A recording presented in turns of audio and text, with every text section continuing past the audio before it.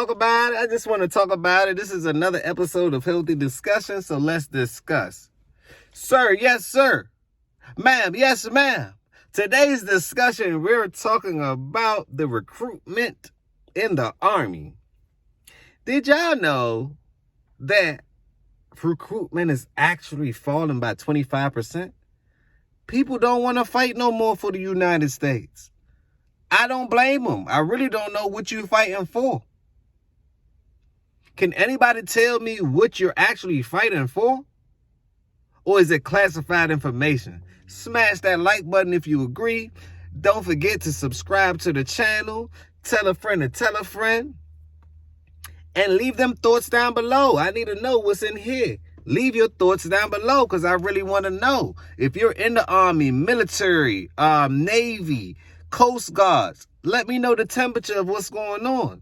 Have y'all noticed that there's less and less people around? Smash that like button. Something going down, but watch this.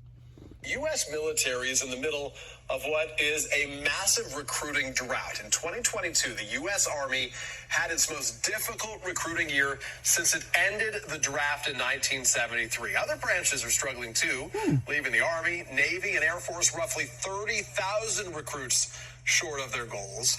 There are all sorts of explanations for the shortfall, including the pandemic, a tight labor market, but one reason appears to be the experiences of veterans themselves. According to the Wall Street Journal, more and more veterans are urging family members against enlisting. That does not bode well for an Army where nearly 80% of all new recruits have a family.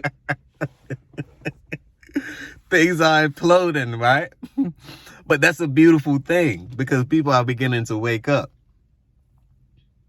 It's about time you stop putting yourself first. It's about time.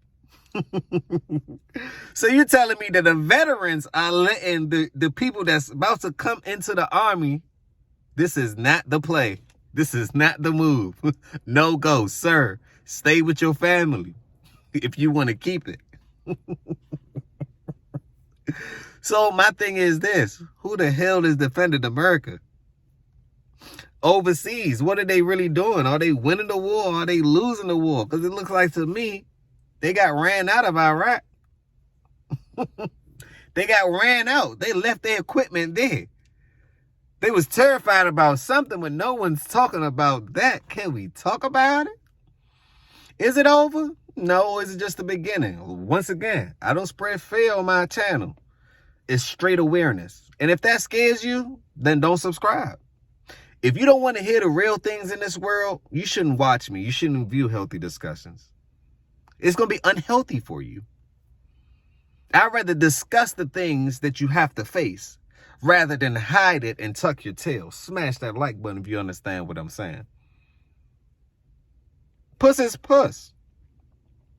I'll die for my cause. Would you? See, that's the question you have to ask yourself. Would you? Because the Army's having a problem, so what you scared of? People, 25%, which means that's a 75%, which means that as far as numbers, we're vulnerable right now. Now it makes sense why the border is wide open. It ain't enough patrol officers around to patrol it. Where the drones? Where the AI at? Nobody knows. Smash that like button, though. But watch this. And joining me now is the retired Army Colonel, Jack Jacobs. He is, of course, a Medal of Honor recipient and an NBC News military analyst. Colonel Jack, on this holiday, as always, we say thank you for your service. And this is a heck of a headline about the all-volunteer force in the U.S. right now. The former chairman of the Joint Chiefs of Staff, Mike Mullen, told the Wall Street Journal about prospective recruits. He said the following: influencers are not telling them to go into the military. Moms, dads, uncles, coaches, pastors do not see it as a good choice. What's your take? Why? Well, it used to be a good choice, and we had generations of people joining the military because previous generations had.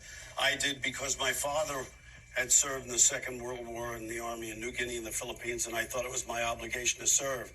But a lot has happened since we decided to have an all-volunteer force. The result has been far fewer people going into the military to start with, which leaves far fewer people trying to influence those who would otherwise come in. It's interesting to note that a very large percentage of people who enter the armed forces now, something on the order of 78 or 79%, have a family member who has served, but only 30% have a parent who served. And that number is coming down too. In an environment in which you could... What this means is that people are beginning to see exactly what it is. And people have questions now. What exactly are we fighting for? What exactly are we fighting for? Are we fighting our enemies or are we fighting our friends?